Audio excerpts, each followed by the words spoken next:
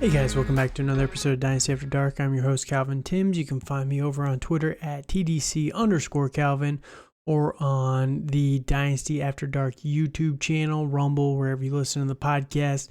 While you're over there, please make sure you like, comment, and subscribe to the video. It just helps with the algorithm. So last couple days I've been putting out the 2022 My Guys, and these are guys that I would recommend jumping on the bandwagon now, because I think that their value is going to spike massively after 2022 and going into the future. So started with the quarterbacks. Last episode I had the running backs.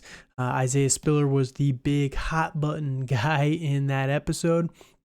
I really like the talent, but we'll see where he ends up. 42 overall seems pretty low for someone of his talent, in my opinion. Hopefully you guys will agree with my takes again today with the wide receiver position. And I got two guys, both of them are 25, ironically enough, but two guys that I really like this year for the wide receivers. Both of them are going way later than I think that they should. Jump on the bandwagon now while you have the chance, and let's get into it. So the first guy, and both of these guys real quick too, are signees with a new team. They're both on one-year contracts, and I think that after this year, they're going to make a ton of money as long as they stay healthy, all things given. So the first guy I want to talk about here is going to be Juju Smith-Schuster. Juju is only 25 years old, like I mentioned, and he is a monster of a wide receiver, 6'1", 215 pounds. He's just a big slot guy. We've seen it for years now. Juju plays primarily from the slot, and the biggest knock on Juju has been he has not been able to return the value that we want from him the last couple years. Now, Juju was someone that came out as a rookie, had a very good year, finished as the number 20 overall wide receiver in his rookie campaign. 58 catches for 917 yards, 7 touchdowns. The dude is a touchdown machine. If you look at his 4 seasons, basically, of full health and not terrible Ben Roethlisberger play, 7, 7, 3, 9. That's his touchdown totals. The dude does manage to score. And with the Kansas City Chiefs, who he signed a one-year contract with, he's going to have a lot of opportunity to score. Now, the knock on Juju that I mentioned is the last couple years he has had a decrepit Ben Roethlisberger. Ben Roethlisberger has been a shell of himself for a couple years now, hasn't been able to push the ball down the field, has a new offensive coordinator that I do not like at all. Everyone's just ignoring Matt Canada with the Pittsburgh Steelers like he's something special. I don't think he's very good. He's only got 3 years of experience, all 3 years with Pittsburgh, 2020, 2021, and now what is looking like 2022. His offenses have been rough, very rough. So before we start going and blaming all of it on Juju and all of it on Ben Roethlisberger, I think a lot of it falls on the system. And we know what Andy Reid can do with the Kansas City Chiefs. This team just gave up Tyreek Hill this year in a traded him over to the Miami Dolphins. So there is a plethora of targets available instantly. And if you look at everything through training camp, Juju Smith-Schuster has been playing primarily with the ones. He took every single snap in preseason game 1 with the number ones. MVS had 9 out of 11, where Juju was 11 out of 11. I think that Juju is going to be a special talent, and he's going to remind people how and why he was an elite talent a couple years ago. And just to preface this real quick too, so rookie year, finished as the wide receiver number 20, 917 yards and 7 touchdowns as a rookie. That is impressive. Second year, 2018, he was the wide receiver number 8. He had 166 targets with 111 catches, 1,400 yards and 7 touchdowns.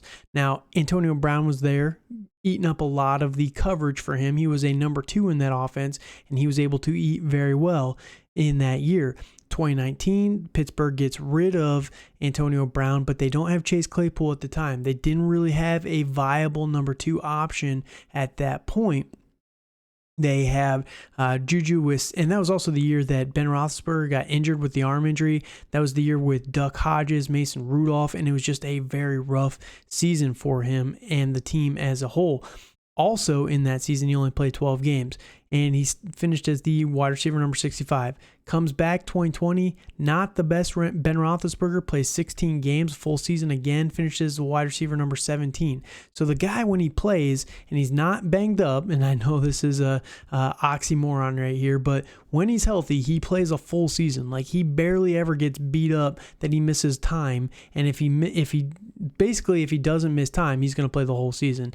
And when he plays the whole season, he's a wide receiver too. And I think that there is a plethora, like I said, of targets available for him in this offense. So Juju is currently going as the wide receiver number 38 off the board. And I think that he's going to finish inside the top 20 if he gets a full season with Patrick Mahomes. So he is someone that I am definitely buying heavily. And one thing about Juju, real quick too, before we move on to my second guy here that I'm also very excited about.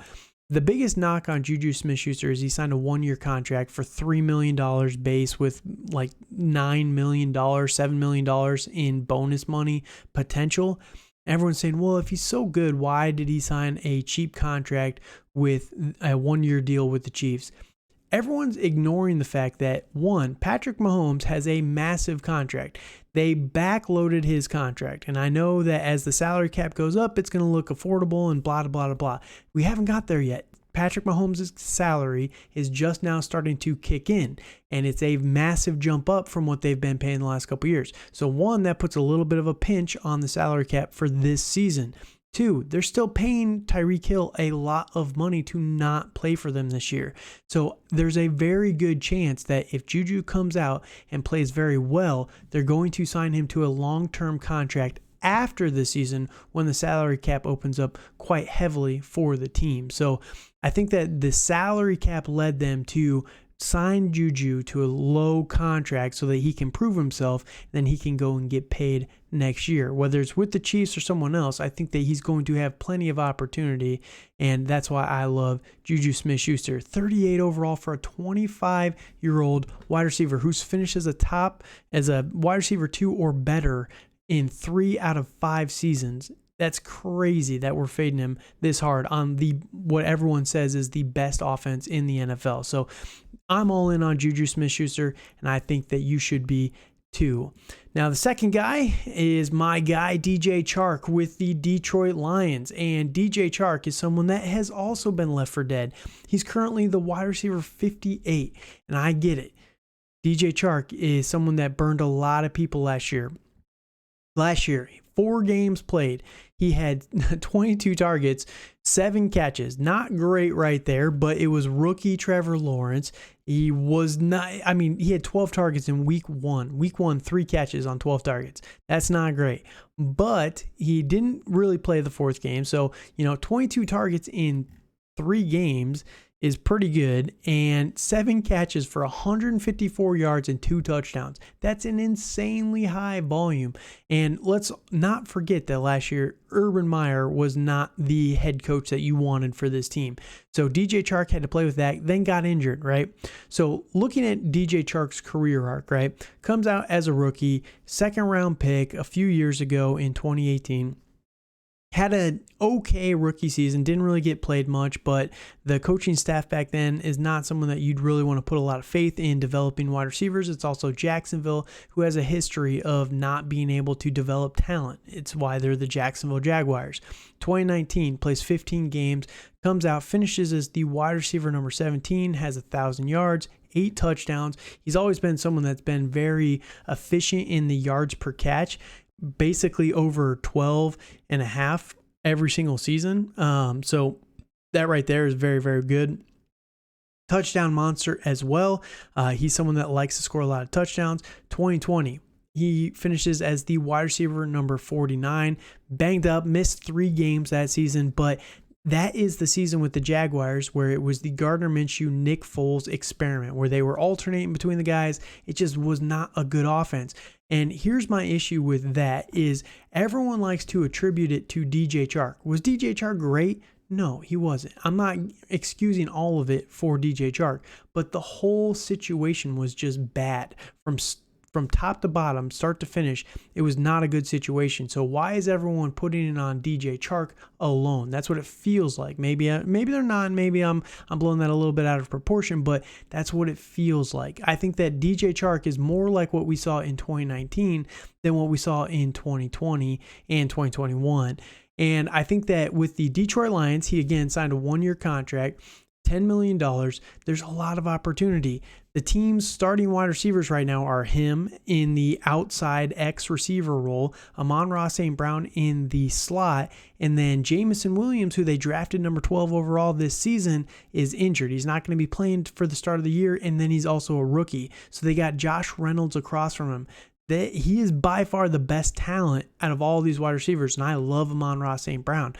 There's the Hawkinson effect in the tight end position, DeAndre Swift, and then you got Jared Goff as your quarterback. It's a good offense. It really is. It's not great. I know Jared Goff is not the answer long term, but he's good enough. And with guys like DeAndre Swift and TJ Hawkinson and Amon-Ra St. Brown just eating up everything underneath, I think that there's going to be a lot of opportunity for DJ Chark on the outside. And just to summarize that as well, we didn't really get to see it too much in Hard Knocks this week, but if you were watching when they showed the scrimmage, the team scrimmage at the end of the episode, DJ Chark is now number 4, as you can see from the picture here, right? DJ Chark had 2 touchdowns. He was, let's see, what was his actual stat line? And I know this is a team scrimmage, so take it with a grain of salt, but he was 4 for 77 and 2 touchdowns in that scrimmage. He has been connecting with Jared Goff all training camp. It's been all the beat reporters have been talking about is DJ Chark looks electric out there. He's a big body dude, 6'4", 205 pounds out of LSU a couple years ago. I love DJ Chark. Wide receiver 58 is criminal. He should not be going that low. He's someone that I would be buying in. I basically have bought in all my leagues, and I think that you are going to be rewarded by buying back in the dip on DJ Chark. So those are the 2 guys I think that we should be looking at right now. Juju Smith-Schuster and DJ Chark. I think both of them have wide receiver 2 or better upside, and they're going outside. They're going as wide receiver 4 or 5 overall. That is just nuts. That is way too low, and I think that it's criminal, like I said. So let me know what your guys' thoughts are over on Twitter, over on YouTube. I appreciate you guys so much for listening. Next is the tight end my guys, and then next week I'm going to be getting into the not my guys for 2022 and beyond, the guys that you should be selling right now before the start of the season, because I think they're going to burn you going forward. So excited for the content coming up. Let me know what your guys' thoughts are. Thank you guys so much. Good night.